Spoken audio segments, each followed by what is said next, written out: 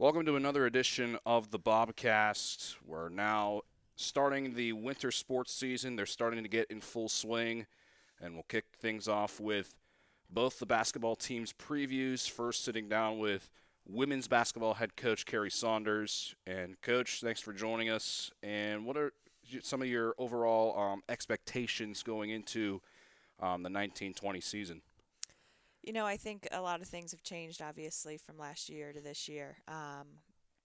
First of all, the conference changed. That's the biggest thing that's going on here. Our fall sports are kind of gearing us up for it. That's definitely the biggest change from last year to this year. Along with that, graduating, some pretty key people within our starting lineup and finding those replacements for them. So I think that that's another big aspect for going into this 2019-2020 season. But overall, I think we just need to go out and take it a game at a time, take it a possession at a time, and just kind of go through this season as if it's brand new because that's exactly what it is. So you can't look ahead this year. You've got to just take it one day, one game, one possession at a time. Now, you guys are returning three leaders from last season in Victoria Diggs, Amanda Emery, and Sydney Stotler. What are you and assistant coach Kendra Bamberger expecting from those three? A lot of leadership. They've been within the program now. This is going on 4 years. They're key scorers for us as well. But with Victoria Diggs and Amanda and Amanda and Sydney, Tori's a guard for us, and Sid and Amanda are obviously bigs for us. So they also bring a wealth of knowledge to the younger kids from two different perspectives. So I think one, I want them to go out and I want them to lead and talk and teach because they've been there before. Now, obviously, we haven't played the competition that we're going to play, but they've been through the ups and downs of us kind of getting to where we were in the CAC, and they know what it takes to work. So that's what I want them to bring to the table this year is just the knowledge of like if you work hard and if you continue to grow and if you listen to the coaching staff, you take care of yourself, good things will happen. But from them individually, we're always looking for them to be scorers for us, to stay in games, to be able to be there for us in big moments, whether it's defending key people, making big shots, um, getting rebounds, and obviously for them, those three, we need to keep them healthy. So that's a really big key for us this year. Now, outside of those three, who else are you expecting to stand out and have stood out in the preseason? We've got a bunch. So we'll start kind of in the inside here with Jada Holland. She was a transfer to us last year, and she's taken a really big role this preseason and has continued in our first two scrimmages to really perform well. So we're looking for her to take on a pretty big role in the paint. From the outside, returners, we've got Kayla Wilson, Anai Allen. We want those two to kind of come in strong. What I need for them is to control the floor, handle the ball, distribute, and score when they can, obviously. Kayla's definitely a scorer, Anai is definitely a distributor. And so we've got to get that production out of them. Drew Dunathan as well. She's just a hard nosed, scrappy player who doesn't take a possession off. So we're looking for her to bring that energy to the floor. And then we also brought in a transfer, Morgan. Um, and so we're really looking for her to kind of fill a role. She's a little bit of a taller guard for us. So she's going to bring some height to the guard position. She can score, she can defend, but she's got a good voice out there. She understands the game. So we're just trying to put all the pieces together at this point. And Morgan Dombrowski, that you mentioned, transfer from Clarion, which, of course, Division II program up in Mm-hmm. the Pennsylvania State Athletic Conference. Do you think that her experience, seeing some of the Division II teams, like not necessarily that Frostburg will be playing, but just the overall talent pool, do you think that that could help give some of your girls kind of an expectation to what's expected? Yeah, so she's definitely, I mean, coming out of high school, I remember Morgan from high school, and she's just a workhorse. And her going through a D2 preseason, like she did, has definitely brought a wealth of knowledge to our team, and that's what we're continuing to look for from her. Now in Division Two, what teams on the schedule have what stick out to you? Non-conference, I think the biggest ones, we have Shepherd, we have East Stroudsburg, we have Shippensburg. I think we're looking to win the winnable games for us. Conference is tough. Our goal is to hang with the bottom and then be able to compete with the top. So kind of working from the bottom and then eventually onto your Glenville States, your Charlestons. Glenville State ranked 22 in the preseason poll by the NCAA and the WABC. So speaking of the non-conference play, you guys partaking in the MEC versus the PSAC Challenge over in Shippensburg. Play begins on Friday against East Stroudsburg. What's the mindset going into the school's first Division II games in school history? I think for us, it's just to go out and have fun and play basketball. That's the biggest thing. I want to kind of take away the hype of it all. Yes, it is exciting, but we're still playing basketball. So that's what I want to focus on going into this weekend, and just trying to go out and get a win. That's all we're trying to do, no matter where we are and what position we're in. So that's going to be our focus. Is focus on us. There's a lot of attention on us, but for us as a team, just to kind of be there for each other through the ups and downs of the weekend, because there will be highs and there will be lows. So I think as long as we maintain that, I think we'll come out with a win. And last year was the first winning season since the 2010 season. Being able to replicate that will be tough. But what will be the point of emphasis throughout the season to get back to that same success that you guys had last season? Yeah, I think it's setting the culture and setting the standard. That's one of the things that's helped us get to where we are, or where we were in the CAC. This is a new era for us, but I think, no one really knows what we are and who we're made of. And I think the thing about our team here and our program here is that we never give up and we never give in. So no matter what the score, we're going to play through everything, battle back, claw back. Each game, win or loss, we're going to learn from it and get out there the next day. So I think that that's a huge thing for going into what we're about to try and do. Coming off of a great season last year, we're going to use that as momentum. I mean, it just because it happened in D3 and in the CAC doesn't mean we can't carry that momentum through to us to this next challenge. Anything else that you want to add, Coach? No, I'm excited to get going. All right, thank you very much, Coach. Thank you. Welcome back to the Bobcast, and we're now talking about the men's side of the hardwood as the men's basketball team gets its season underway this weekend as well. Now joined with head coach Sean Brown. Coach, what are your overall expectations going into the 2019-2020 season? Well, our expectations, we don't really have a whole lot of expectations per se. I guess we expect our guys to go out and put out a really good competitive fight every night. That's the one thing that we're asking our guys to do, to compete every night and try to dominate their matchup every night. The wins will come eventually in our program, but right now we just want to compete every single night. And who specifically are you looking to stand out this season? Well, Daniel Alexander, he's had a really big summer and also really big fall. His preseason has been really good. We kind of transitioned him to the point guard position. He's been playing shooting guard here his whole career, and we've given him some reps at the one. This summer, we had some guys playing in a league together in the DMV area, and he took the leadership role there, and he played a lot of point guard there. So we'll move him back and forth from the one and the two. We're looking for him to have a big year. He was first team all conference last year. We saw what he did against the only Division I team that we played on our schedule last year. So we're looking for him to have a really big year, especially in this conference where points. There's a lot of points being scored, and again, we're the highest scoring conference in America, so I'm expecting for Daniel to fit right in there. Um, then we have Lawrence Pettis, who's been a staple in the program for 3 years. This will be his fourth.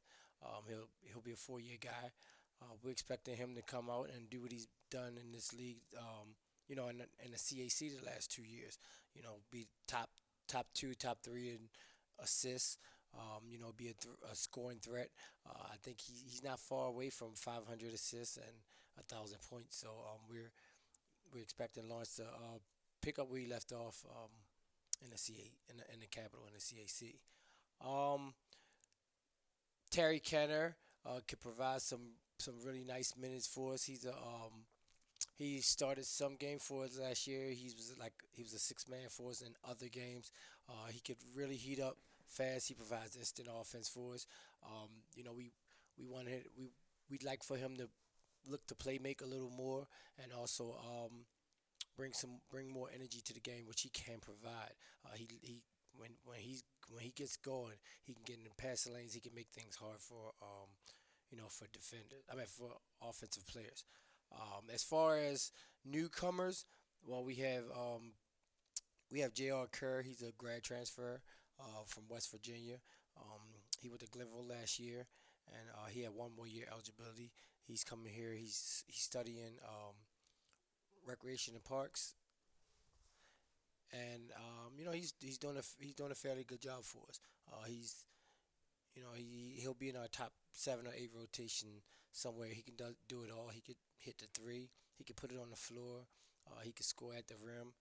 He could play inside and out. He does it. We're going to look for him to do a lot of good things for us this year. Um, Jalen Johnson, a really quick, strong freshman point guard. We're expecting big things out of him. He had a really big preseason. We're hoping that translate into real live game reps. We're getting his feet wet in these preseason games and these scrimmages, and he's showing out. So and that's just to note of a few guys. Um, so we're looking forward to competing at a high level. And the first three that you mentioned, Alexander, Pettis, and Kenner, all three key pieces. They were in the top 10 in the CAC in multiple categories. With those three back, how will they be looked upon to lead in their senior year? Well, we're exactly what you said. We're looking for them to be those guys to be leaders on the floor. These guys have been in our program. They know what we're expecting. They've already reached out to bring Bo Sheen along, who's a sophomore in our program, who played scattered minutes last year, averaged like 8 or 9 minutes a game last year. A really sharp shooting lefty who can get to the basket, who's really creative, crafty in scoring, pretty strong. They've already brought him along, and they're showing him the ropes, so to say, and teaching him the ins and outs of this college game. So that's what we're expecting. We're expecting them to provide on the court leadership and also teach our guys, bring them along and let them know the Frostburg way. Last year, a big piece lost to graduation, Edwin Cole, one of your bigs that you guys won't be having this year. How can you pick up where he left off from last year? Well, it's going to be tough to replace Ed. We're not going to replace Ed. Let's just start by saying that. Edwin's a double machine. He was a 4-year starter also.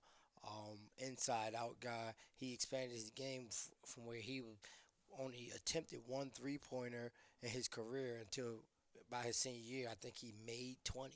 So he was a workhorse. He was a grinder, and he'll be a pro. We're thinking he'll be a pro one day. But what we did do, we brought in quite a few bigs, and also we had the development of a nice big in our program. Sean Patterson last year, he another kid who played scattered minutes, didn't get a whole lot of minutes, didn't get a whole lot of production.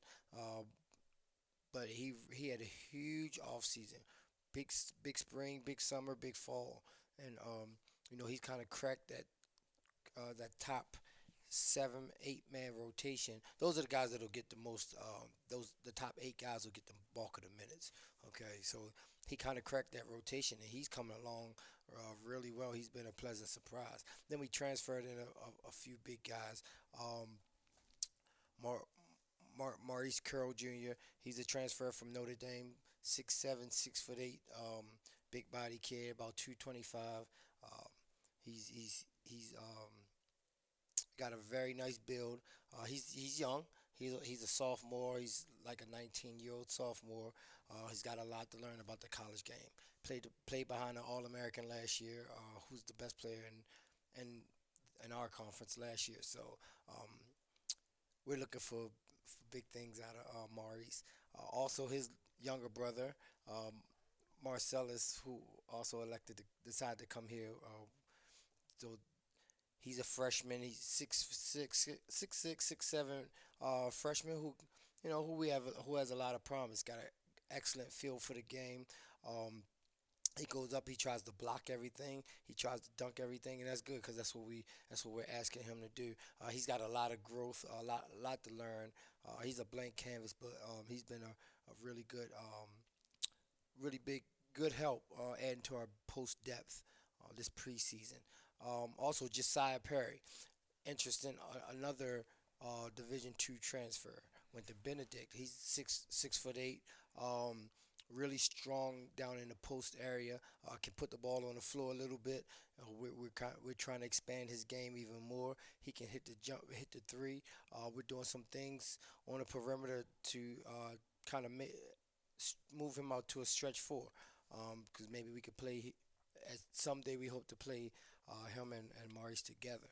But we brought in some bigs to help curve the size and strength of the new conference and the new level that we're on.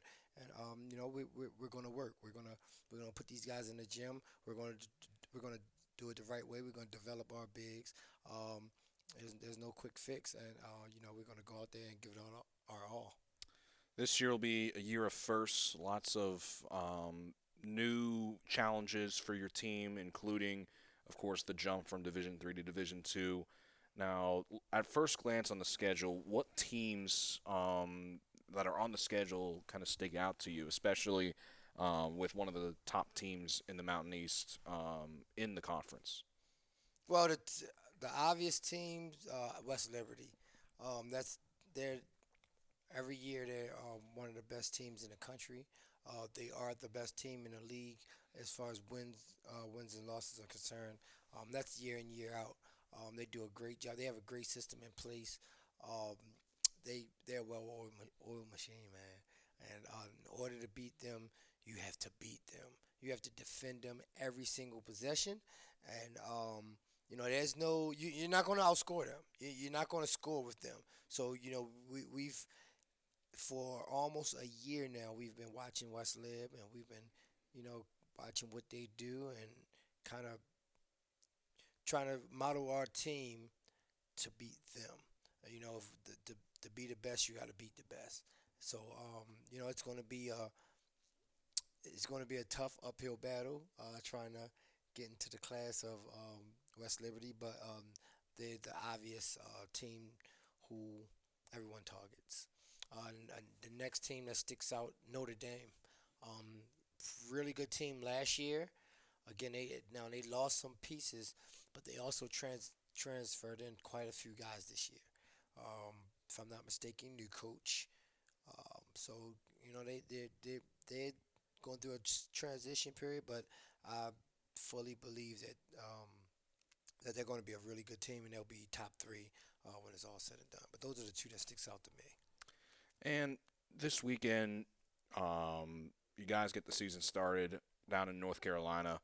What's the mindset going into those first two games? The mindset going into those first two games, hey, play well. We want to come right in, and we don't want to lay an egg. We don't want to embarrass ourselves. We want to go out there. We want to take it right at them, take it to them. But we want to play good basketball. We don't want to just run up and down the floor and try to score a bunch of points because that's the reputation of our conference. We want to go down there and we want to play good basketball. We want to show how much we've grown, how much we've developed from last year to this year, from Division 3 to Division 2, and we want to go down there and put on a good showing. We we we are going down there to win one at a time, but winning it in the that's not the end result. Winning or losing, we just want to go down there and play well. And how do you view this opportunity to transition to Division 2 just for the sake of the program? Well, it's a big time opportunity. We've already, as far as interest goes, we've had probably two or almost three times as much interest as we've had in the past. Now, with that said, as fewer slots to fill, and the recruiting pool is a lot smaller because of we're a lot more selective now that we have scholarships, and we only have a select amount of uniforms. So although the interest is a lot more, the pool is smaller, and we're a lot more selective. Um, I would say that's the biggest. That's the biggest thing. I definitely think our footprint is expanding because of this Division 2 move. Um, so many people. We're getting interest from folks so all the way in the Midwest now, and literally in the Midwest, folks are calling, emailing. Hey, we have this event. Hey, we have this kid. Can you check out this kid? So, I'd say those are the two top things that I see as far as us going Division 2. That's been a plus, a big plus. Anything else that you want to add? Well, I like to. I want to thank you for having me on the Bobcast. This is always special. I always send this out to our alumni and to our players and their parents, and I think this is awesome. We get to kind of let you know what's going on in the program, give you the heartbeat of the program, straight from myself, and I want to shout out the football team.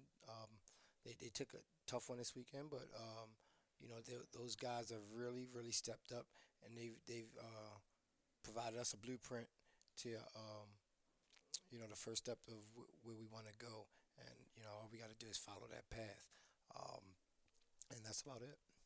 All right, Coach. Thank you for your time. Thank you. Thanks for having me. We're back on the Bobcast, now talking football with head coach Delane Fitzgerald. Coach, tough loss to the number 6 team in the nation, Notre Dame of Ohio. What were some of your takeaways? We got our butts kicked on Saturday. My takeaway is this: huge learning experience. Every once in a while in life, it's nice to get a good kick in the pants, a reality check. And we got a reality check on Saturday. It'll end up going forward being really good for our coaching staff, really good for our football program. But the head coach needs to be better. I needed to have the guys better prepared to play on Saturday, and I did not.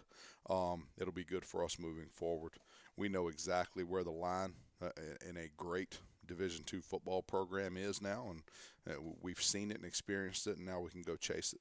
Now, knowing that you've played the team that's been leading the MEC the last couple of years now, kind of using that as a measuring stick to where Frostburg is as a Division 2 program, what do you think you guys have learned after Saturday? Yeah, we know exactly what great Division 2 players look like and what they play like, and our players understand that the amount of physicality that's going to take to win a national title and to win a conference title and to win a regional title. Our players also now, our coaches and players understand how fast you have to play to win a conference and regional and national title. So the whole thing was a great learning experience.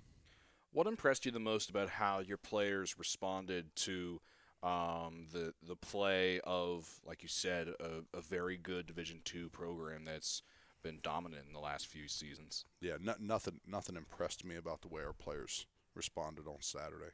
We should have been better. So our expectations are higher than we showed on Saturday, or higher than we performed at on Saturday, and we just should have been better, point blank. Defensively, 3 players reached double-digit tackles. Wayne Palmer had 12. Michael Bell and Avery Thurman both had 10. How important was it for those three to have the performances that they did to keep the score as it was? Yeah. When our defense is running the way it's supposed to and everybody's running to the football and they're wrapping up and tackling and doing what they've been taught to do, our stat line goes like this. This player has 4 tackles. This player has 5 tackles. 5 or 6 players have 6 tackles, and maybe one player has 7 or 8. When we get into the double-digit tackles thing for our defense, we know we haven't played very well. Wayne Palmer's played really, really hard and ran to the football a lot. 5th-year senior, been a good player for us, but he's done well. But then the next 2 names, Avery Thurman and Mike Bell with 10 tackles, where it's 10 DBs. So they have to go through 2 layers of our defense to get to our defensive backs. It's way too many tackles by our defensive backs. It's a sign that we weren't playing very well in the front 7. Offensively, the offense couldn't get much generated in the first half. Out of the 6 first half drives, 5 resulted in punts, including 4 3-and-outs. What changed going into the second half? Yeah, not a lot because we didn't respond well in the second half either. But here's what happened, Brandon. We were extremely physical the first 2 drives of the game, and I think the second drive netted 3 points for us. But we were physical in those first couple of drives, and then our physicality went away. We pride ourselves on playing fast and being very, very physical, and we didn't do either one on Saturday after those first 2 drives of the game.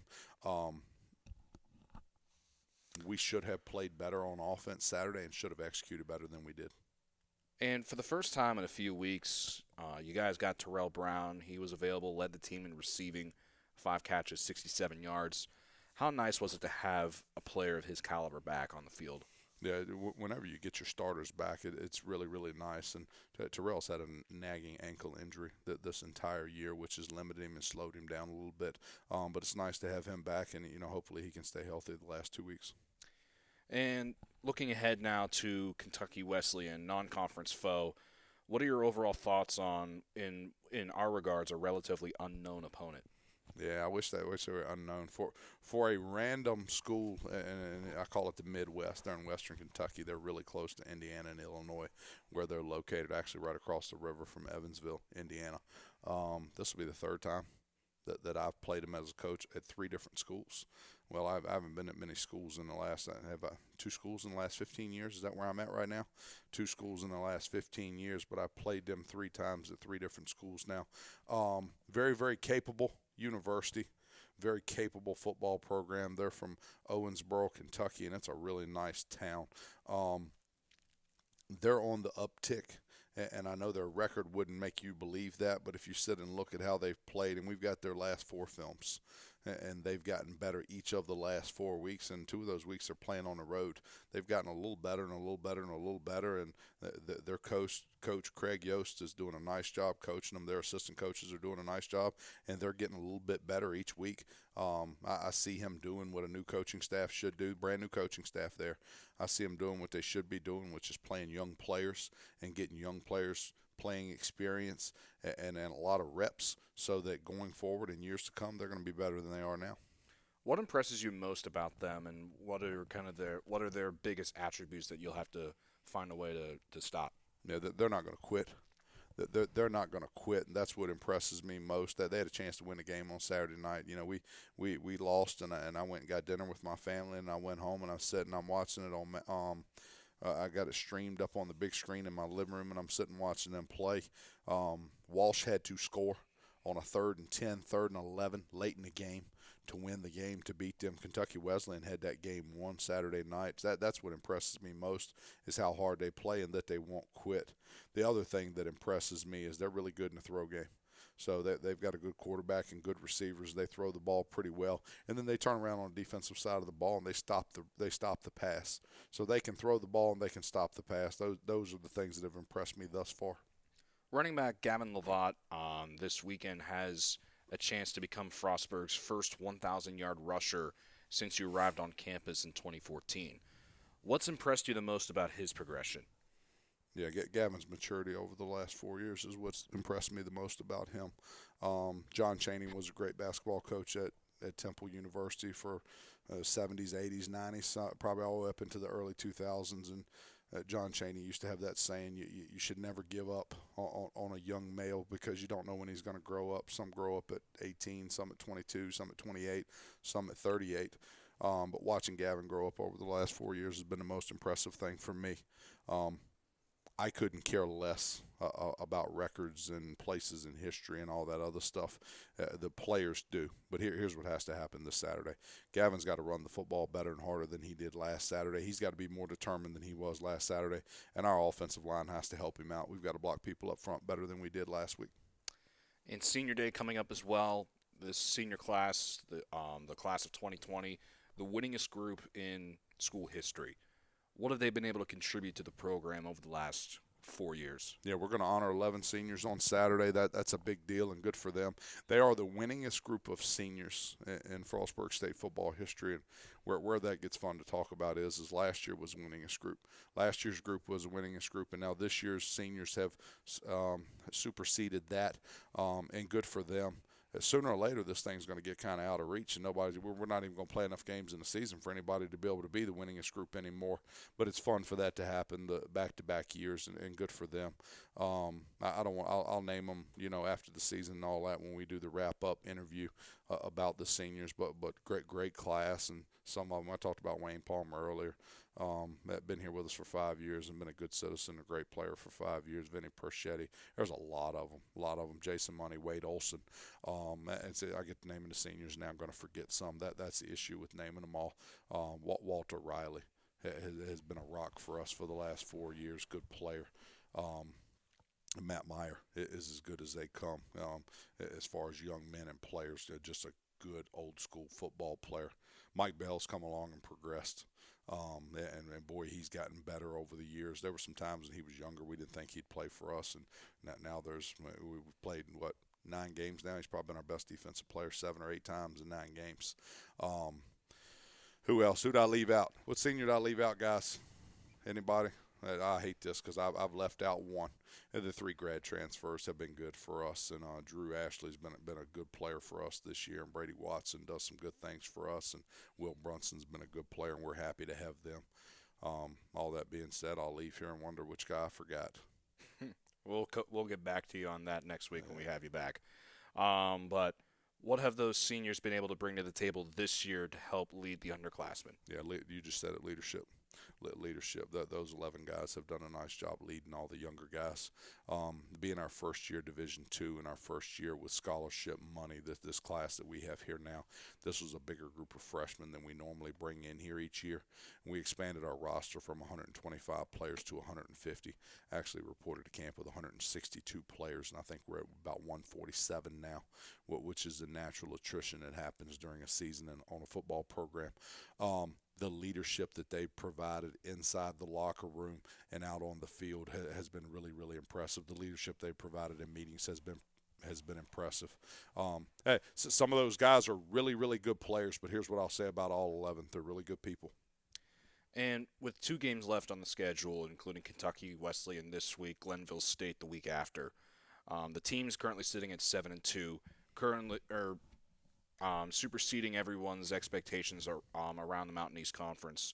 How has the season gone in your eyes and the coaching staff's eyes? Yeah, I don't want to talk about anything but this Saturday. I don't want to talk about anything but Kentucky Wesleyan. We're going to focus in on Kentucky Wesleyan on Saturday and be dialed in. It is extremely important that we send our seniors out the right way, that we send them out with class and style and dignity. We're going to play really, really hard this Saturday. Now, on exceeding people's expectations, I'll comment on that one. Our program does not care what everybody's expectations are outside of us. We are extremely loyal and devoted to our parents and our fans and the alumni of this university. But the only thing that people need to understand is inside of our meeting room and inside of our locker room, our expectation is that we win 1 game per week.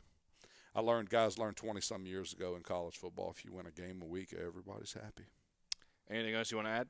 No, let's get 1% better this week. Let's get 1% better, Fielder. Let's have some stick-to-itiveness to us this week, and let's go out and play extremely hard for 3 hours on Saturday. All right, Coach, thank you for your time. Brandon, thanks for having me. Go Bobcats. Back on the Bobcast, now talking swimming with the head man himself, Brian Christensen. Coach, split with Elizabethtown on Saturday. The women losing and the men winning a thriller. And what were your overall takeaways from the meet? Well, Brandon, first of all, I'm happy to be here, and I was excited to join the Bobcast. And I haven't really talked to you yet here, which is nice. It was nice. Thought you did a great job, commenting and casting those people. It was a good one, for sure. It's nice being on the other end of that. I think our men last year, we had a meet where we lost by 2 points. We tied another one. Then our conference championship, we beat the team that we had lost to by .5.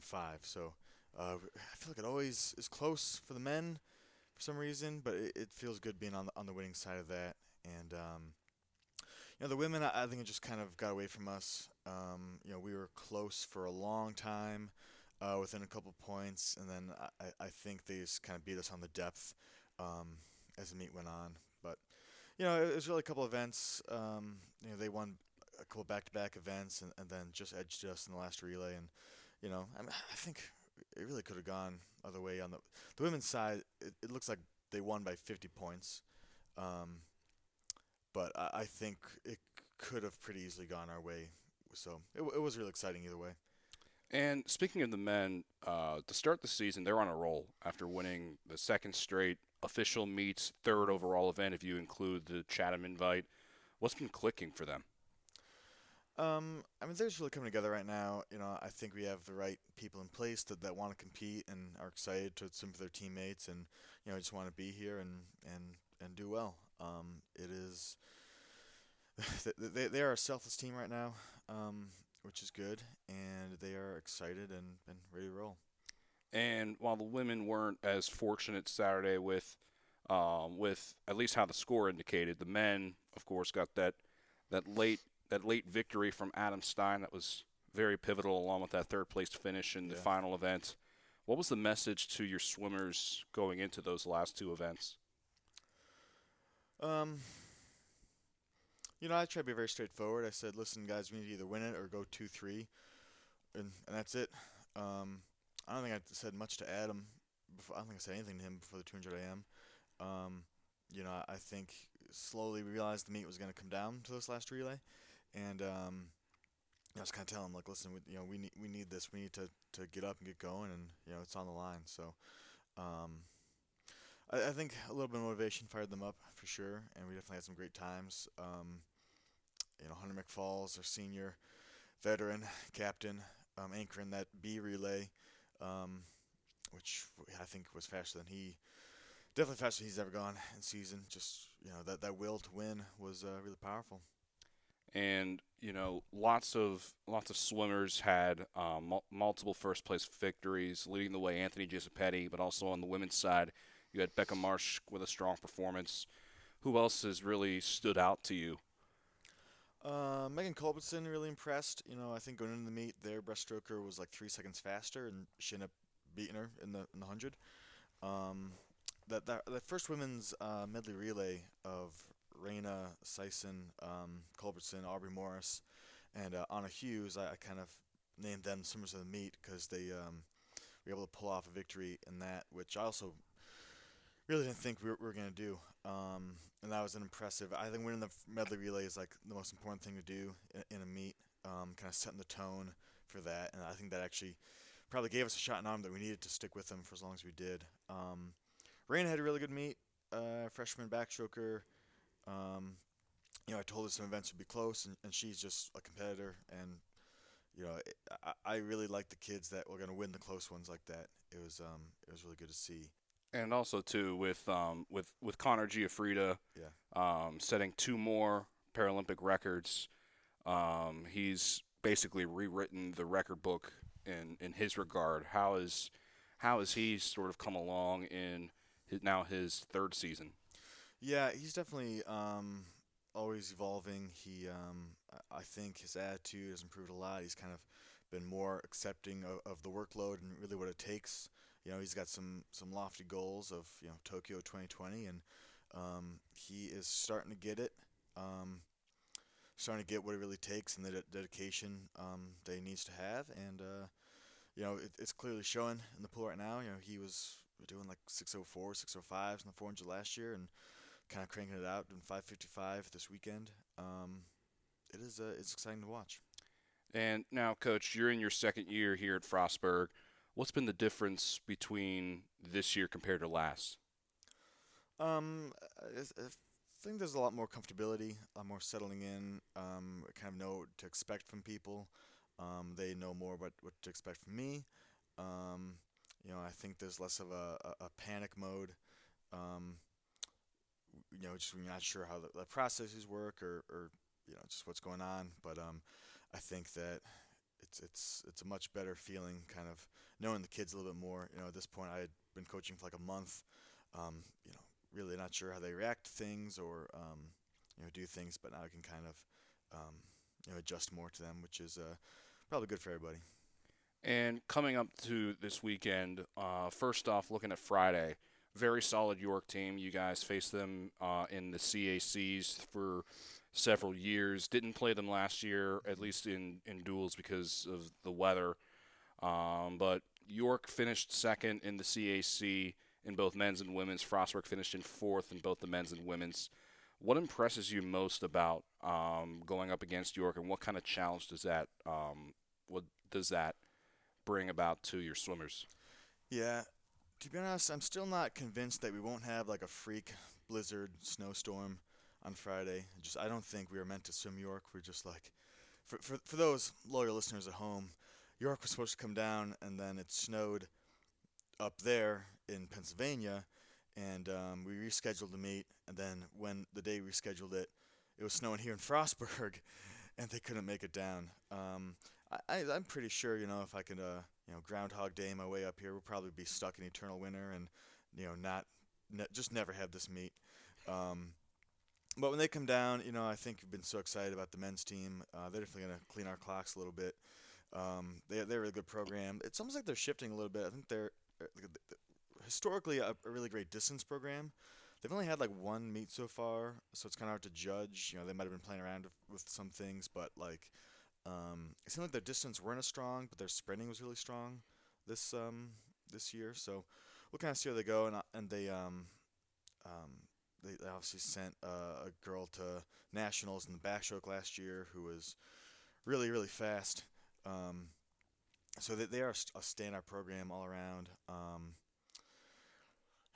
They're just like, I like their coach, I like their team. We have a couple kids that know them. We have a couple people who Adam Stein's sister swims for York, so it's nice there's some nice camaraderie there. I just want to have them on our schedule, even though it's basically scheduling a loss. I'm sorry, team and fans out there. Swimming. Sometimes there's if we play hard and have good strategy, we'll win. But a lot of times it's you are this fast, we are this fast, you are faster. This is probably what will happen. So when we go to a meet like this, I think we'll play around with our events a little bit. It's a nice chance to get both a break from our main events and to really see what some people are capable of, messing around with some things we won't be on the board with. And we need meets like that are maybe a little less high pressure. We need everybody winning, and like Elizabethtown was, where it's last relay, what's gonna happen? So it's sometimes nice to kind of, all right, so we pretty much know what's gonna happen in this meet, but let's get some times in, let's get racing, and kind of get ready for doing some other stuff. And regardless of what the final outcome against York will be on Friday, how can this prepare you as you enter MEC play on Saturday against West Virginia Wesleyan? It'll be a good, I don't know, I feel like I've talked for weeks about coming back down to earth. I don't know if our competition's been all that strong. Elizabethtown was probably our first real test, and I think we did pretty well with it. West Virginia Wesleyan, conference champions for both the men and women last year. That's why, I enjoyed scheduling them first to kind of have us measure up kind of right away. They've definitely had some fast swims already this year. I think, looking at them, I actually think West Virginia Wesleyan might be closer than I might have thought we would do a couple months ago. I was kind of preparing for the season, almost preparing for that loss as well.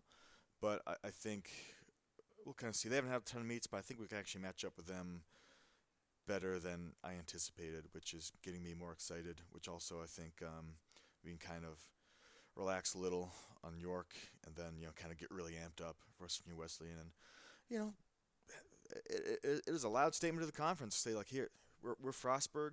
We are the one true Bobcat team. Virginia Wesleyan are also Bobcats.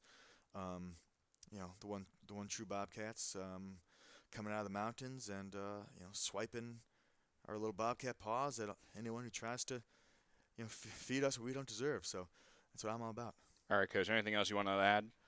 Well, as always, I want to give a shout out to my darling fiance Sarah, listening at home, and her feline life partner Missy, and also I really just shout out to actually my staff, Andrew and JP Granada, who did a fantastic job setting up the meet, and you guys who ran the meet really well. I want to try to acknowledge everybody who is. That's right. This is like one of the best run meets I've ever had in my career. Everything worked. When you get all these like electronic systems in a incredibly wet environment, Right. typically swim meets don't work and pads misfire. But we did an awesome job. I was so impressed, and I want a little acknowledgement there. Well, we appreciate it on our behalf, and I'm sure the coaches are very appreciative as well.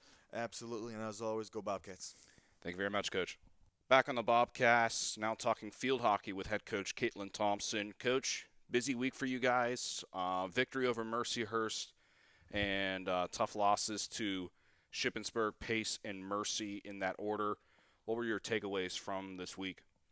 I thought our team did a really good job against Mercyhurst.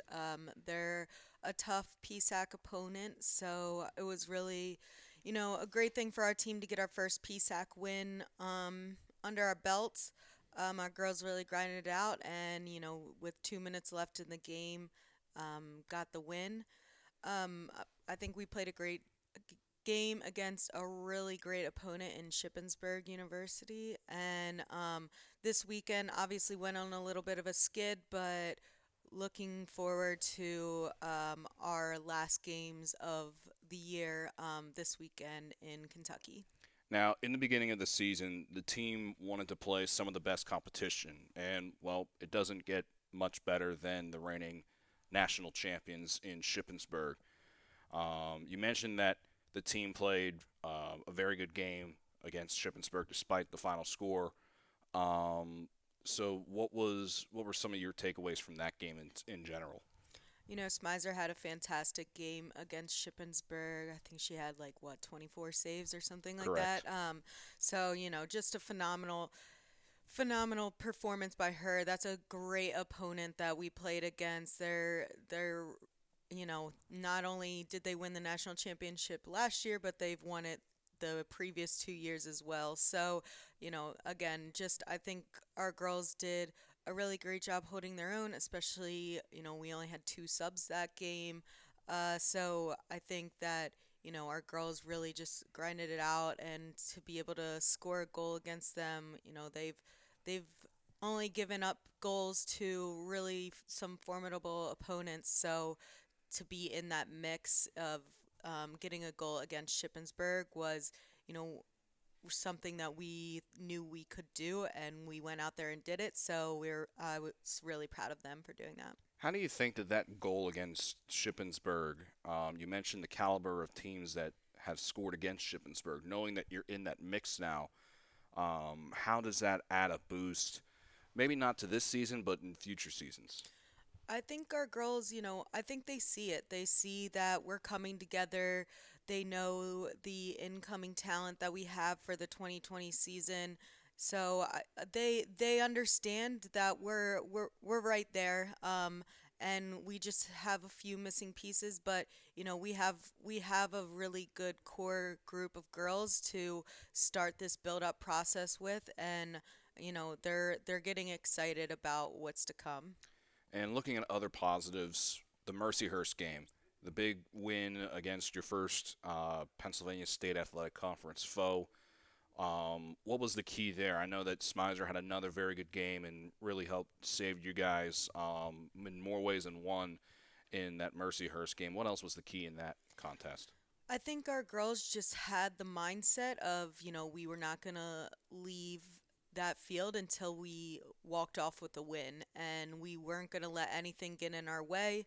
You know, they had the first goal, but we weren't going to let that stop us from getting the win, and we just really gave full effort, full energy level for the entire 60 minutes, and that's, one of the base layer things that we've been asking of them all season, and this is one of the games that they really accomplished that. And again, I think I'm really proud of them for that, because I think when we do that, we are a very, very good team and a very tough team to stop. And Smizer, we mentioned, had a very, very good week.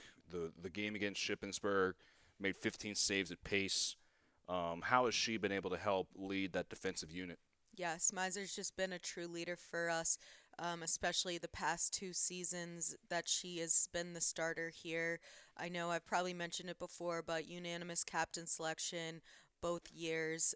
She's just a great leader on and off the field, and when she gets going, when she gets a few saves under her belt in a game, I think that just gives confidence to everybody else on the team. So just she's definitely one we're going to miss next year, but really proud of everything she's really been able to accomplish. And despite her graduation, you guys have been able to get Madison Manolanson some reps in net. How has Smizer been able to translate her leadership and been able to guide a young goalie such as Manolanson?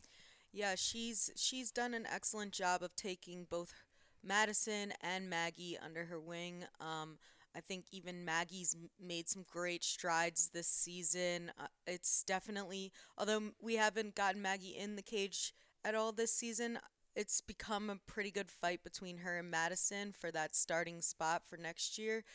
So I'm really excited, to see what they're going to be able to do this continuing season, and then once we hit the spring, really see how they kind of battle it out. But I think Smizer really has just kind of instilled a kind of confidence and tried to really teach them the game and a little bit more, and it's just given them a little bit more of confidence.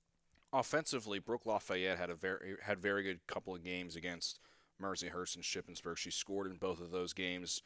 How has her defensive energy translated with the rest of the team, and also again getting some goals? Yeah, she's been a pretty solid player for us the past couple weeks. She's been our number one inserter on corners, and that's how she's been getting her goals. So she's one of the main things she's really worked on this season is her post play on corners, and that's how she has been scoring those goals. So that just speaks to her and the mindset that she's had, that she wanted to improve in that aspect of her game, and she really has, and it's paid off for her. And the season concludes this weekend, the Independence Championship weekend against Lindenwood and Bellarmine, both teams that you've already played. Lindenwood you played twice, Bellarmine already played at their place as well. Since you've seen both teams already, what will you be looking for this weekend? Yeah, I think Lindenwood, both times we've played them, it's been a 3-1 contest. I think, each time we've played them, we've gained a little bit more confidence, and probably some of our best our best games that we've played this year have been against Lindenwood both times. So hoping to get some of our injury girls back for that game. But either way, I think our girls will be fired up to play against Lindenwood. And then with Bellarmine, we didn't put our best foot forward against them in the last game. So I know our girls are really excited to get them back and have another shot at, proving that we are a pretty good team and try and get the win. Is there anything else that you want to add? Just excited for the opportunity to get to play a couple more times with this team, especially our senior leaders, and just excited to be able to get to spend a little bit more time with the team. All right, Coach, thanks for your time. Thanks. We're back on the Bobcast, now talking with head coach Brian Parker of the women's soccer team. And Coach, couple of tough losses to Urbana and Charleston. What were some of your takeaways? Well, it was a rough week, no question about it. The stage was sort of set for us, and We knew that we needed probably 9 points in these last 5 games to mathematically be, in position to secure a spot, and we've only got 3 since then. So I think the Urbana trip was the most disappointing of the 2 results for sure. We can talk about Charleston. I thought we played very well actually at times against Charleston for sure. But going to Urbana, a team we scored, plentifully against in the first match. We knew exactly who their most dangerous player was, and she had a field day. She had a hat trick, and they put us in a hole very early on a rainy day, long trip. But again, nothing that surprised us. And I was actually thrilled how well we recovered from it. It's kind of fun. You think of different ways to spin your halftime talks and motivate the kids, and I said, hey, this is going to be the biggest comeback in school history today. We're down 4-0 at halftime. So we actually had a lot of 5th goal, which was just really a punch in the gut. And then we came roaring back and scored 4 goals. And we scored every kind of way. We had it a corner. We actually got a PK call. Brooke put in a right-footed shot that was awesome. We had a free kick goal that was bounced and headed in. We had one called offside that really, could have easily been not called. And we hit the post in the last minute of the game, and had a clean header with seconds to go in the game. So the response was awesome, but, as a coach, of course, you're kind of wondering where was that energy and quality at the start of the match. Took us a long time to get the engine going, just way too long. Right, and you mentioned the Urbana game. It was almost a role reversal from the first time around. They came out firing, but fortunately for Frostburg, you guys were able to, again, come back with a furious rally, just coming up just a goal shy, but again had multiple chances. Just what were the girls' kind of mentality after the game and kind of their morale? Well, not high. I mean, it was a disappointment. I think. So here's the difficult thing about competitive sports, right? What we did on Wednesday in that game was kind of proved how good we can be. We proved that we could score 4 goals and a half against that team. We probably could have had 5 or 6 if the game had gone 10 more minutes. If we got the overtime, I think we would have won the game. So it kind of, in a way, it kind of takes, like the excuses float away. Like we had the players we needed. We had the quality we needed. The trip itself there was nothing really super awkward about the trip. We had good bus, good meals. We weren't late or anything. Obviously, it was a nasty rainy day, but, the conditions are the same for both teams. That's always, ironically, a wash, right? I mean, it's the same for everybody. So, there weren't many excuses, and we kind of proved that, I think if we had that energy and commitment at the start of the match, we maybe wouldn't have had such a long day, such a difficult day. But credit to Alyssa Edwards. I put a good athlete on her and tried to defend her with a senior, defender who, can do anything for us. And she, Kayla Edwards had a field day, and scored 3 different kinds of goals, and scored in the opening minute of the game. We gave a ball to her, and she ran by somebody and shot it in, and it had a bad feeling from the start. And I just think it's sometimes our resilience mentally is very, is difficult. I think we need to. We have had trouble learning how to just immediately respond from adversity and have that short memory and put the bad things behind us. And but also gain confidence from the good things, and so that our up and down season was basically epitomized in that game right there. 2 halves, completely different. We completely dominated them. I think we outshot them 19-3 in the second half. Clearly won the second half, but the hole was too deep, at that point, and we couldn't get out. With that 19-3 advantage in shots in the second half, what was the halftime message outside of the biggest comeback in school history message that you briefly mentioned? Well, I mean, yes, you're trying to say one at a time. Let's get 1 before we get 2, but there's no timetable. Like, hey, let's get a goal every 10 minutes, right? And we can somehow pull it off. You just take the chances you're given and play with the kind of energy and commitment that you have. I mean, part of it is a little bit of fear of embarrassment and fear of failure that kind of kicks in, and you want the players to play with some pride, and we talked about that. Tactically, we also, of course, knew that we have way more depth and we have better athletes, frankly. And so we knew outside of Kayla Edwards, who was the best player on the field, I guess, that day. But we knew the matchups were in our favor, and we knew that they didn't have a deep bench, and that they were going to fatigue, and we were going to have more room and more space and more opportunities. So it was just about, hey, let's perform with the ball, do it as quickly and efficiently as we can. Let's get chances, and we were terrific. I have in the highlight video I watched, we have a 10-pass sequence that led to a shot on goal at one point in the game, and many multiple pass strings where we possessed the ball and pulled them apart and got chances. And like I said, we scored every different way in the second half. So as happy as I am with that 30 minutes to finish the game, it's a 90-minute game.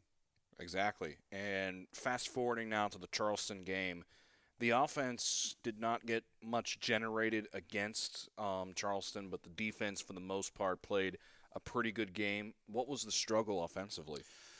So I thought Saturday was a terrific competitive college soccer game. We had a good start. It was a pretty even game. They completely surprised us with their tactics and played this wide 3 front and really spread us out, which we did not expect. That was not what we were scouted, it's always funny. You got to be careful about scouting, right? Because that's exactly what teams will do. They'll show you something the week before, and then they'll game plan something for us that they decided to do based on what they see. So that's what they did. And it was a little bit of a surprise, but we adjusted immediately. It wasn't, shocking or anything. It was just not what we expected. So I think once we kind of adjusted and realized where the numbers were for us and where the matchups, were for us, I think we got into the game. They executed a fantastic goal, double header through ball type goal, which is very rare. But their number 12 center forward was awesome and had several good chances. I think 2 killer chances. One we saved, one she missed. Maybe the third one is the one she put in, so 3 in that first half. And credit to her. She's a good player. But other than that, not a lot of crazy good chances. And then we hit the post. Brooke hit the post. We had another good chance in the first half. So we were generating offense. Now they decided to change in the second half and do something entirely different. They added a back in and decided to basically not really double team Brooke, but they basically put a safety net, deeper back in there behind Brooke. And so that gave us more love in midfield and more room and more, then we kind of had a stretch where we dominated the game for 20, 25 minutes. It's hard to say we deserved a goal. We weren't still getting great chances or anything, but we had, we had some 5, 6, 7. We had a 10-pass sequence in there where we got a through ball and Brooke was offside like 3 or 4 times. So they were smart how they played a high back line, and they were well organized and well coached, and, credit to Todd and the staff down there. So, we made a mistake, obviously, and gave them that ball late, to allow a second goal. But it felt like a very even game. I think statistically it was a very even game. So I'm actually pretty happy that we bounced back from the Urbana poor start and had a great start against Charleston at home. And that's, that kind of consistent effort over the 90 minutes we had against Charleston would have served us well in several other games this year, where we didn't quite have that 90-minute complete game. And now, in both games, Emily Faust was pulled from net in favor of Taylor Longworth. Both happened in the first half. Longworth started the second half against Charleston. First, what was the mentality or the thought process for that? And second, will we see both of them in net this coming Saturday? Probably yes, for Saturdays. It depends on how the week goes. We are making those decisions game to game. So I'll say a couple things. First, I do not like the hockey style pull the goalie type, reaction from soccer coaches. I don't like to be that way. I'm not sure. I can't remember if I've done that more than 2 or 3 times in my career in 18 years. So it's rare. But they stunned us, kind of thumped us early with energy and quality. And when we allowed that third goal, we needed to change the momentum in some way. And we had expected to play Taylor the second half in that game regardless.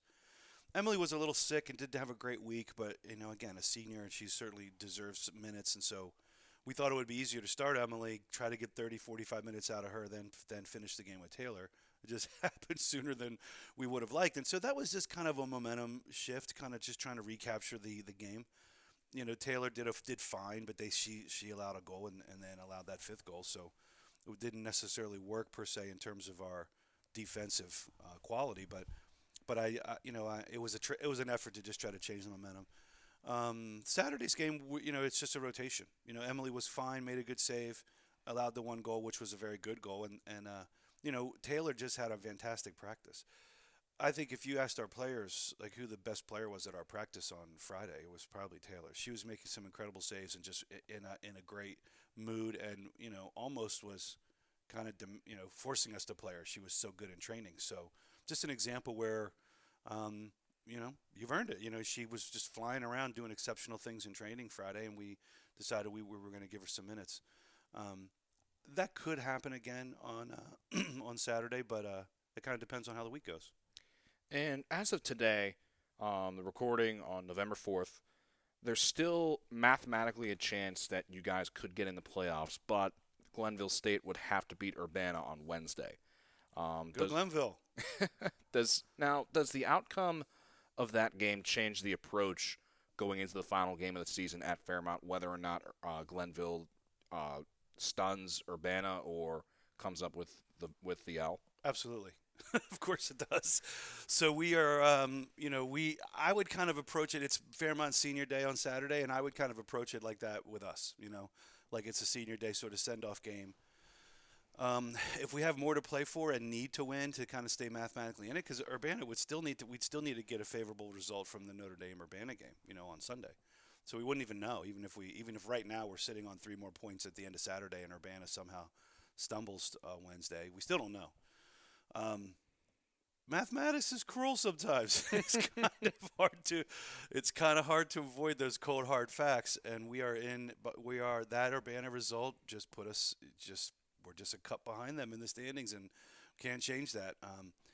Obviously, we're rooting for Glenville and hope that even if they get a draw, then the door's cracked open. So, but it is the back door, and it is a small door, and so we're hoping that we can somehow find a way into the playoff. But I do not expect that to happen, to be honest.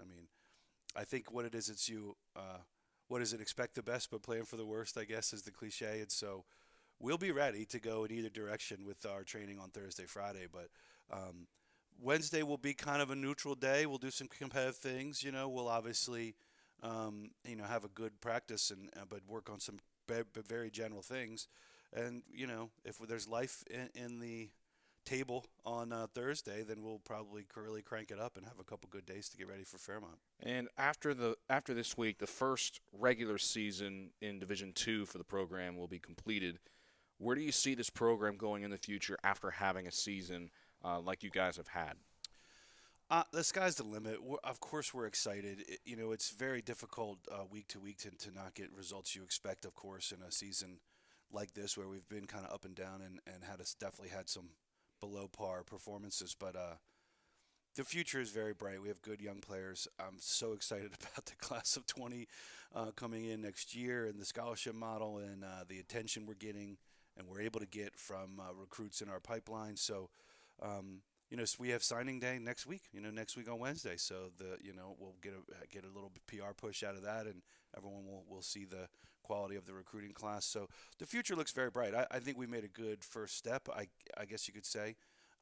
Obviously, getting into this conference tournament is a very achievable thing for us. We're right on the doorstep right now and had control of our own destiny, honestly.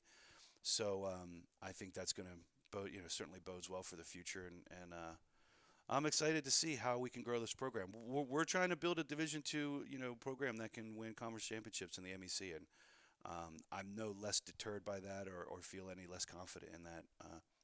I do think we deserve to be in that tournament, and I think that we underperformed at a couple important times in the season, but I don't think next year. I'm certainly planning to have next year's team not do that, of course, and maybe with a couple weeks to go, it would be nice to be in, like Fairmont is in, and really can kind of game plan for the following week. That's of course where we'd like to be. Anything else that you want to add?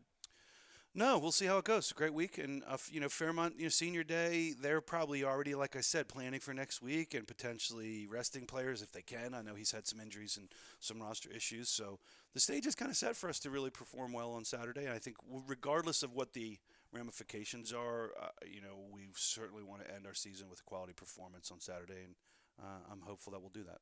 Thank you very much, Coach. Thanks. Back on the Bobcast, talking with head coach Keith Burns of the men's soccer team. And the men's soccer team, a couple of tough losses to Urbana and the number 11 team in the nation, Charleston. Coach, what were some of your takeaways from the week's events? Excuse me. Little more of the same throughout the season, a lot of inconsistencies. and mistakes. And the Urbana game was a very good first half. And then, like we've done before, we kind of switched off beginning of the second half and let them back in the game. And then, missed a penalty kick on top of that. So that was a tough one. And Charleston, you got to beat your best to beat them. And I actually thought we were playing well. And I thought they did a good job of, really finishing off even just minor mistakes that we made to take the lead. But we were kind of, I wouldn't say hanging with them, but we were competing. And then at the end of the game, when we had kind of cleared the bench, I think some of the guys just didn't quite have the energy level to keep up with them, and we give up some of those late goals. Firstly, in the Urbana game, Yunus Ben Muna, he had his second multiple goal game of the season. How has he been able to get more involved with the offense? I know you mentioned that the goal was to get him as close to the net as possible, and he's really turned it on in the second half of the season. How has he been able to get more involved? Just by playing with the guys a little bit better, not trying to do too much on his own, and not checking in too deep, trying to stay high and put himself in dangerous positions. And I think he's been doing a better job of that, so he's a little bit more opportunistic and closer to the goal when he receives the ball, which is something we've been working on. And as a team, the Urbana game, it was almost the exact same script as whenever Urbana came to Frostburg earlier in the season.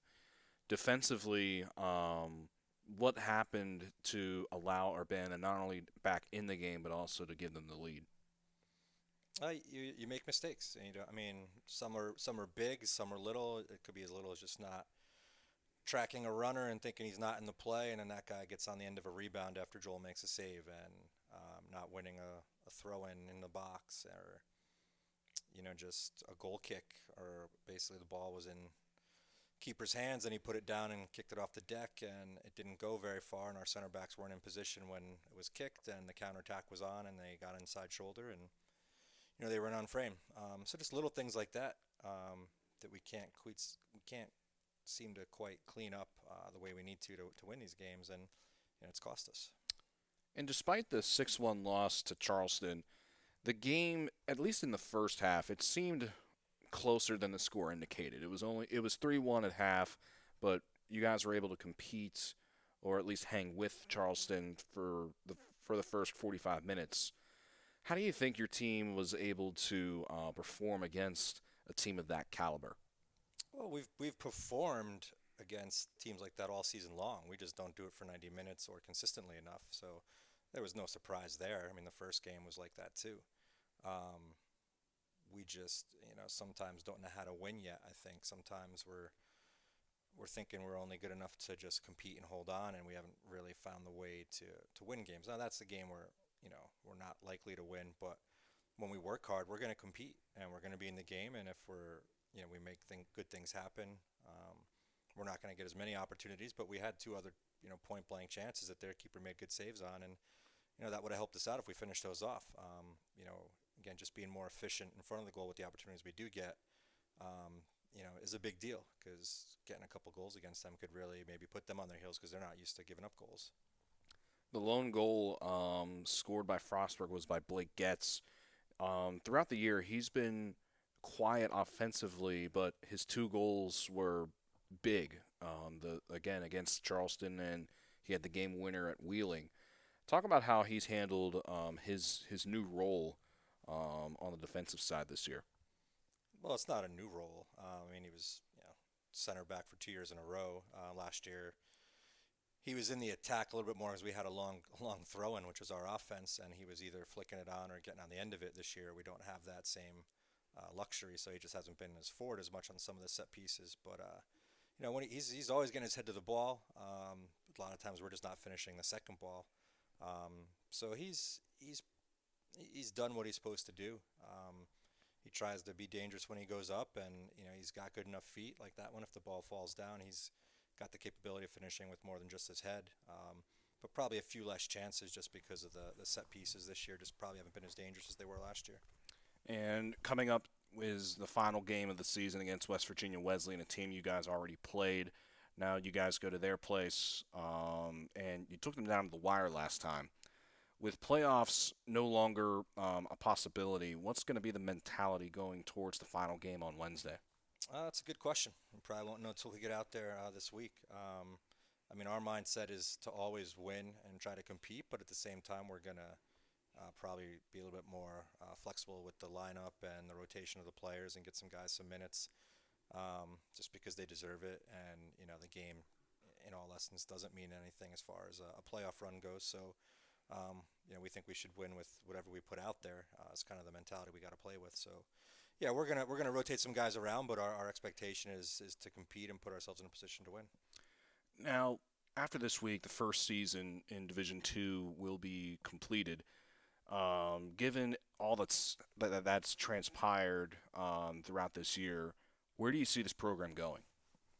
Well, hopefully up. I mean, we didn't make the playoffs, so we got to go up. So that's our goal. We got to get back out recruiting and build the team in the areas that we thought we were weak this year and put ourselves in a position to be in the playoffs next year.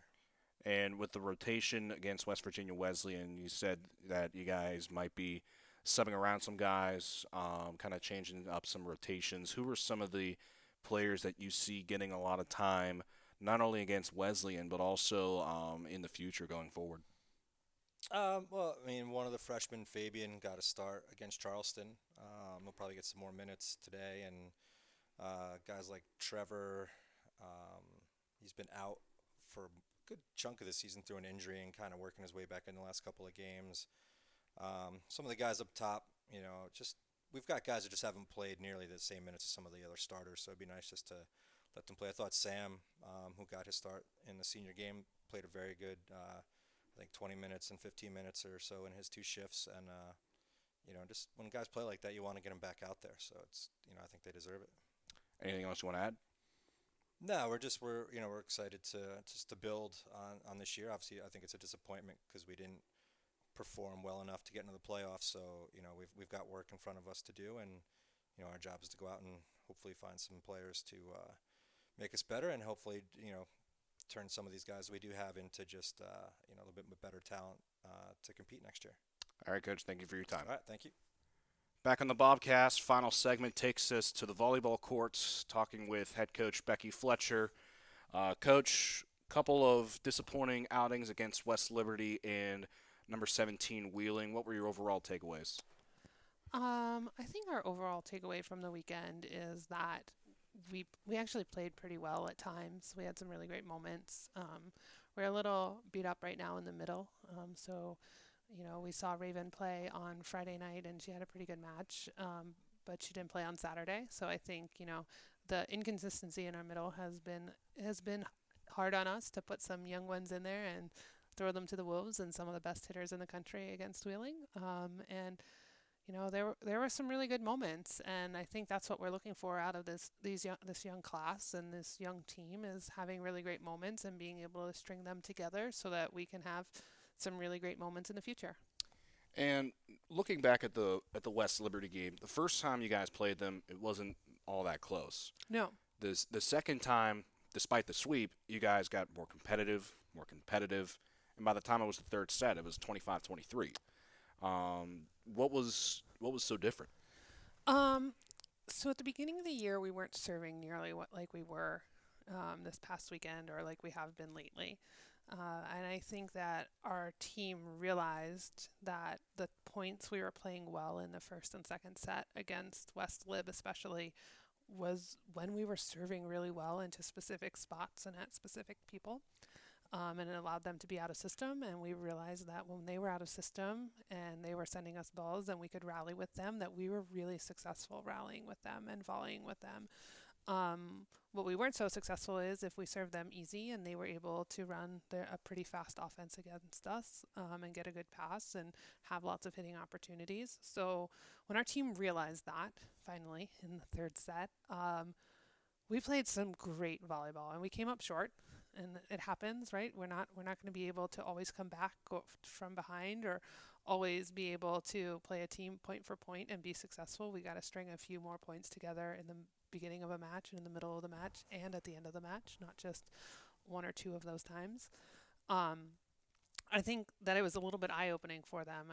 They know that West Lib is a good team, and they've been historically pretty good in our conference. And so for them to go out and realize that, hey, when we play aggressive, when we serve aggressive and we can get a team to play with us point for point or play with us, rally for rally, then we're gonna have success. And I like to see those moments where they have those aha moments. Hey, our scouting report on doing this X, Y, and Z works, and they stick with it, and they buy in early. I think that that's really fun.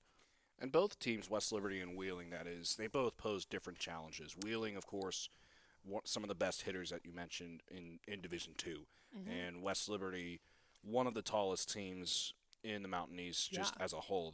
They got a 6'5" middle hitter, and they got some height on the outside as well. How do you think the girls responded to those two separate challenges? So, good grief, they became really scrappy, right? And we know that we can't rely 100% on our back row to win our matches. So our defense played great. Our serve receive was stellar. Our first and second contact were really good. We just didn't have enough opportunities to do it against Wheeling Jesuit. Wheeling Jesuit has a great first contact, an amazing second contact, and they're just coming at you full speed on that third contact, and we weren't able to slow them down very much offensively. In the third set, and for points and for moments at a few points here and there, we did that, and they realized that it was a lot of fun. So I'm looking that we gained some experience and knowing that we need to make sure that not only are our first and second contact are good, we're able to finish some points on our own end. Looking at some individuals, first off, Corey Smothers. Yeah. She, in the West Liberty match, she became the second all-time leader in digs in program history. She's currently sitting just above 1,600 digs. She's got a ways to go to capture first place, which I think is at 1950-something, just off the top of my head. But talk about what Smothers has meant to the program over the last 4 years and how she's been able to contribute. So Corey came in freshman year. She played DS under the girl that had Lindsay Sapura, who has the school record in digs. And I think that was really great for her as a learning opportunity to come in and realize that, playing really disciplined volleyball and being able to read and move to the ball. She's always been pretty feisty defensively. Her serve receive game has stepped up immensely since freshman to senior year, knowing that, she has that libero jersey on, so she needs to be super consistent. And she's also been serving really well. She's become a really good leader on our court, on and off our court. Two players that I want to highlight just because of how much they've improved, not just this season, but also from last year to this. Raven Pratt and Tyler Lott. Yeah. Raven had that phenomenal game against Glenville, hitting .833. Yeah. And she's also been leading the team in kills in a couple of other matches, has really stepped up in that middle hitter position. Tyler Lott has filled in for some injured players and has really stepped up very well. How do you think that they've been progressing?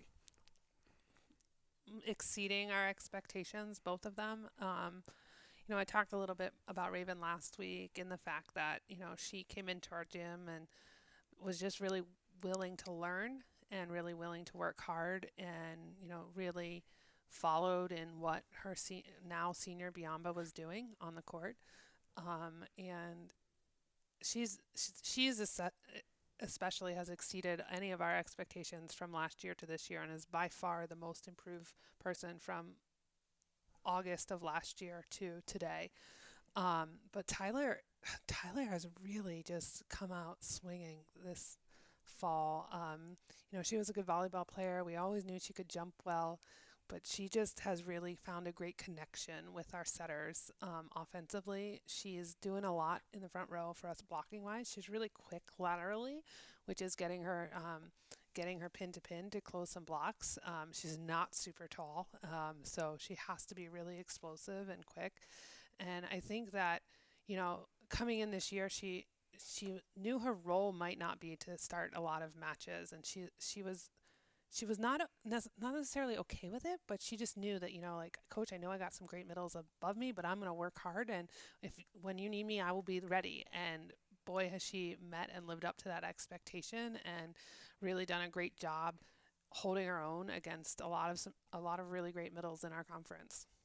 And looking ahead now, two new opponents that you guys haven't played yet, Davis and Elkins and West Virginia Wesleyan. There's some familiarity with the Davis and Elkins head coach. Yeah, so Kylie was a senior here in my first year here at Frostburg. She's an All-American setter, she's a great coach, great player. So that's kind of exciting to go out and see what we can do there.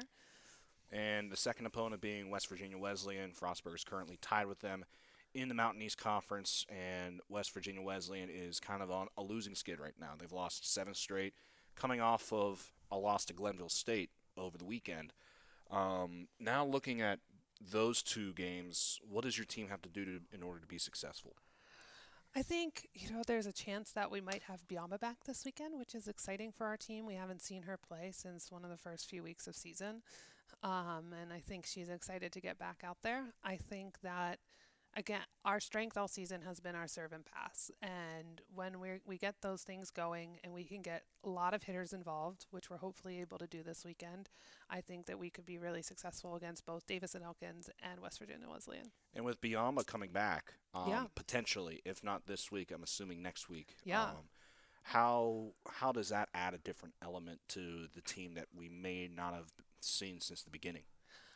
I think that Biamba is just a little steadier in the middle, right? She just has that experience and that confidence. I think Raven has been so strong, and Tyler they have worked so hard, but I think sometimes when they do well, they surprise themselves. Whereas Biamba's like, yeah, I know I can do that. And that just comes with age and maturity. And I think that, she has given that demeanor to her younger athletes and her younger teammates that play that position. So it'll be fun to see how she can come out and not only just tell them what to do, but show them a little bit as well. Do you think that Pratt and Locke can learn a lot from Biamba if she comes back? Yeah, absolutely. I think that she's taught them a lot off the court. It's been really fun to let her coach the middles a lot during the matches and kind of take a step back and not need to do that nearly as much because they're coming back and getting a lot of feedback from her in between sets or when they're out. So yeah, I think that hopefully she's able to go out there and really put into practice what she's been coaching for the last month and a half. Anything else you want to add? No, we're looking forward to the weekend. All right, Coach. Thank you for your time. Thank you.